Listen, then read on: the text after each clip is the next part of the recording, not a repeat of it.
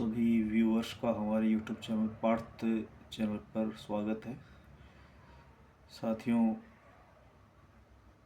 आज विश्व इतिहास में एक महत्वपूर्ण दिवस था, क्योंकि आज 19 मार्च को भारतीय मूल की अंतरिक्ष यात्री सुनीता विलियम्स सकुशल धरती पर वापस आ चुकी है।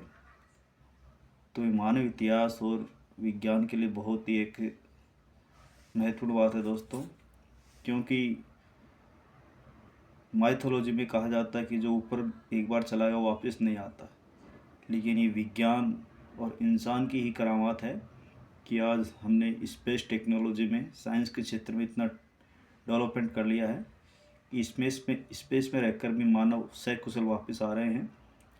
तो साथियों, आपको स्पेस स्टेशन के बारे में बार बार सुन रहे हैं, क्या है स्पेस स्टेशन, इसके बारे में आपको मैं कुछ इमेजिंग फैक्ट बता रहा हूँ।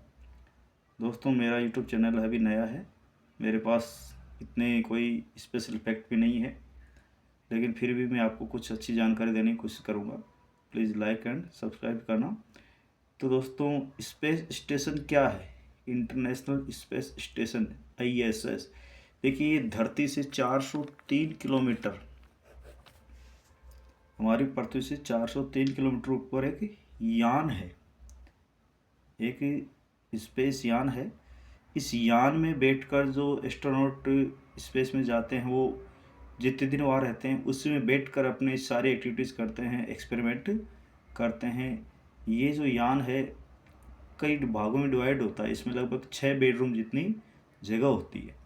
इसके अलावा दोस्तों, इस यान के बारे में, यह 28,103 किलोमीटर प्रति घंटे की स्पीड से हमारी पृथ्वी के चक्कर लगाता है, और इसी स्पीड के कारण यहाँ 24 घंटे में 16 बार सूर्योदय व सूर्यास्त होता है। 24 घंटे में 16 बार सूर्योदय व सूर्यास्त होता है, अर्थात एक दिन, यहाँ जो एक दिन होता है वो 90 मिनट का ही होता है दोस्तों। एक दिन ओनली 90 मिनट्स का होता है। इसके अलावा एक फैक्ट और है दोस्तों, यहाँ पर जो एस्ट्रोनॉट किस तरह से पीते हैं, पानी पीते हैं, तो इसके लिए कई बार उनके सामने समस्या आती है, तो वो अपने जो मूत्र और पसीने का भी रिसाइकलिंग करते हैं दोस्तों। एक जो स्पेस स्टेशन है, इसका आकार लगभग एक फुटबॉल मैदान जितना बड़ा होता है। और दोस्तों, आप देख रहे हैं कि जो स्पेस के जो एस्ट्रोनॉट को लाने के लिए लगभग 1 साल से प्रयास चल रहा था। सुनीता विलियम्स बहुत ही लक्की हैं, क्योंकि वो लगभग 9 महीने से वहाँ फंसे हुई थी। उनका यान में कुछ तकनीक खराबी आ गई थी, कई तरह की आशंकाएं थी, लेकिन फिर भी वो सकुशल उनको लाया गया है। ये अमेरिकी स्पेस एजेंसी नासा और एलन मस्क की जो स्पेस क्राफ्ट एजेंसी है, उन दोनों का संयुक्त प्रयास था। तो एक यात्री को लाने में लगभग 46 करोड़ रुपए का खर्चा आया है दोस्तों, 46 करोड़। इसके अलावा आपको जानकारी होनी चाहिए दोस्तों कि पहला जो यात्री दल था एस्ट्रोनॉट्स का, वो 2 नवंबर 2000 को स्पेस में पहुंचा था, 2 नवंबर 2000 को। और इसके अलावा इसका जो आकार होता है वो 5 बेडरूम वाला इतना बड़ा होता है एक स्पेस स्टेशन, जिसका वजन लगभग 10 लाख पाउंड के बराबर होता है धरती पर। इसके अलावा दोस्तों, आपको जानकारी होगी कि आखिर ये एस्ट्रोनॉट वहाँ जाकर क्या करते हैं। तो दोस्तों, जैसा कि हम जानते हैं, स्पेस के बारे में अभी मानव जाति का ज्ञान अभी बहुत कम है। ऐसे में विभिन्न जो स्पेस क्राफ्ट होते हैं जो भेजे जाते हैं, तो वो ISS में रहकर वहाँ कई तरह के एक्सपेरिमेंट करते हैं। वहाँ जो एस्ट्रोनॉट जाते हैं, एक जिस चीज़ का अध्ययन करते हैं वो माइक्रो ग्रेविटी। अंतरिक्ष में जाने पर हमारा वजन शून्य हो जाता है, धरती से अलग तरह का हम व्यवहार करते हैं। तो स्पेस में ह्यूमन बॉडी पर माइक्रोग्रेविटी का क्या असर होता है, उसका वहाँ पर स्टडी की जाती है। इसके अलावा और भी कौन फैक्टर हैं साथियों, जैसे हमें जिज्ञासा है कि आखिर ये अंतरिक्ष यात्री वहाँ क्या खाते, खाना कैसे खाते हैं। तो दोस्तों, स्पेस में हमारे यहाँ घर की तरह से प्लेट में खाना नहीं परोस कर खाया जा सकता, क्यों दोस्तों, वहाँ ग्रेविटी नहीं होने से अगर हम प्लेट में खाना रखेंगे तो वो उड़ने लग जाएगा, हवा में उड़ने लग जाएगा, कोई जादू सा चमत्कार सा लगेगा अगर धरती के हिसाब से देखें तो। इसलिए इसमें जो एस्ट्रोनॉट है वो खाने को एक स्पेशल कंटेनर और ट्यूब में पैक करते हैं और उसमें रखकर उसको खाते हैं। इसके अलावा दोस्तों वो सोने के लिए स्लीपिंग कंपार्टमेंट या स्लीपिंग बैग को बांध कर रखते हैं।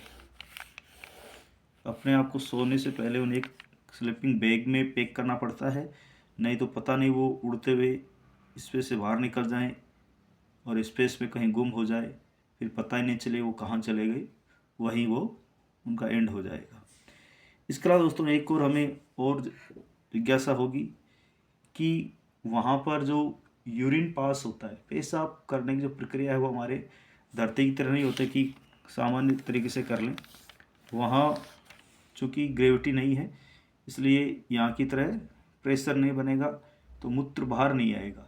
इसके लिए उन्हें एक विशेष सूट में अंदर रहकर एक मूत्र उपकरण से दूर ट्यूबिंग के माध्यम से उस यूरिन को कंटेनर में इकट्ठा किया जाता है, क्योंकि उसी यूरिन को उन्हें फिर पानी के रूप में भी बदलना पड़ता है।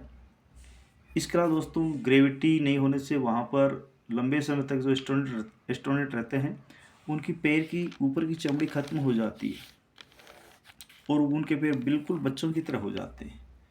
इसलिए हम देखा होगा दोस्तों सुनीता विलियम्स जो स्पेस से धरती पर आई हैं उनको बहुत ही सावधानी से उतारा गया है। वो कई दिनों तक अपने पैरों पर खड़े भी नहीं हो पाते हैं और उनके शरीर में कई तरह के चेंजेस आते हैं, इसके लिए उन्हें फिर से ट्रेनिंग दी जाती है। इसके अलावा दोस्तों एक और हमें जिज्ञासा होती है, बाय द वे किसी एस्ट्रोनॉट की अंतरिक्ष में डेथ हो जाए तो क्या होगा। तो दोस्तों अगर वहाँ किसी की डेथ हो जाए तो ये हमें नहीं सोचना है कि जिस तरह से माइथोलॉजी के अनुसार कि वहाँ नरक में चले जाते हैं, स्वर्ग में चले जाते हैं, ईश्वर के पास चले जाते हैं, वो जो बॉडी है वो अगर, क्योंकि स्पेस में कई जगह बहुत माइनर टेम्परेचर होता है, कहीं बहुत ज़्यादा होता है, ऐसे में अगर वो जो बॉडी है माइनस टेम्परेचर वाली जगह तक चली जाएगी तो वो बॉडी मम्मी में बदल जाएगा, एक तरह से फ्रीज हो जाएगा।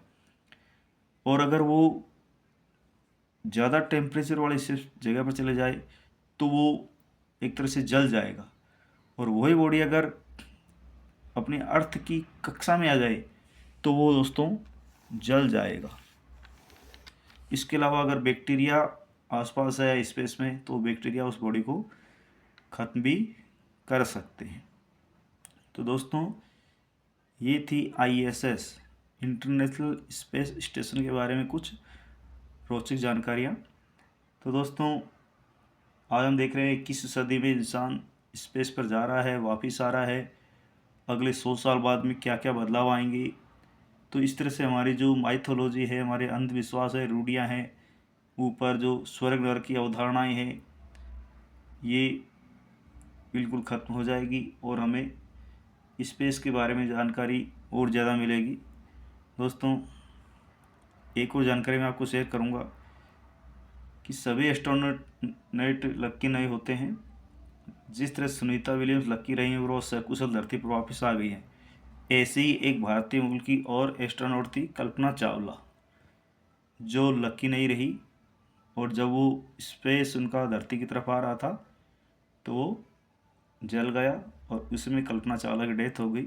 तो हमें कल्पना चावला जैसी भारतीय मूल की एस्ट्रोनॉट को सैल्यूट करना चाहिए कि उन्होंने मानवता के लिए अपने आप को सेक्रीफाइस किया। थैंक यू दोस्तों, जानकारी अच्छी लगी तो हमारे चैनल को लाइक करें, शेयर करें, सब्सक्राइब करें।